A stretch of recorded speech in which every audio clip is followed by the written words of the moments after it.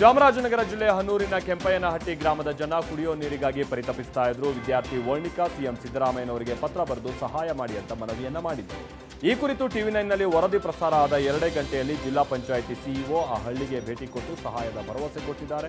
ಇನ್ನು ಹನ್ನೂರು ತಾಲೂಕು ಕವಳೆಹಳ್ಳ ಡ್ಯಾಂ ನಿವಾಸಿ ಚೈತ್ರಾ ಮನೆಯಲ್ಲಿ ಜನಿಸಿದ 12 ವರ್ಷ ಆದರೂ ಆಧಾರ್ ಕಾರ್ಡ್ ಸಿಗದೆ ಆ ಬಾಲಕಿ ಪರದಾಡ್ತಾ ಇದ್ದು. ಇದು ಚಾಮರಾಜನಗರದ ಮತ್ತೊಂದು ಪ್ರಕರಣ ಟಿವಿ9 ವರದಿ ಮಾಡಿದಂಥದ್ದು. ಚೈತ್ರಾ ಅನ್ನುವಂಥ ಹುಡುಗಿ 12 ವರ್ಷ ಆದರೂ ಆಧಾರ್ ಕಾರ್ಡ್ ಸಿಕ್ಕಿರಲಿಲ್ಲ.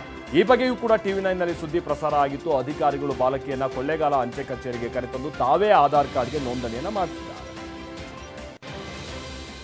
ಚುನಾವಣಾ ಆಯೋಗದ ವಿರುದ್ಧ ಬಿಹಾರದ ಪಾಟ್ನಾದಲ್ಲಿ ಬೃಹತ್ ಪ್ರತಿಭಟನೆ ನಡೆಸಲಾಗಿದೆ. ಲೋಕಸಭಾ ವಿಪಕ್ಷ ನಾಯಕ ರಾಹುಲ್ ಗಾಂಧಿ, ಆರ್ಜೆಡಿ ನಾಯಕ ತೇಜಸ್ವಿ ಯಾದವ್ ಸೇರಿದಂತೆ ಹಲವು ನಾಯಕರು ಪ್ರತಿಭಟನೆಯಲ್ಲಿ ಪಾಲ್ಗೊಂಡಿದ್ದರು.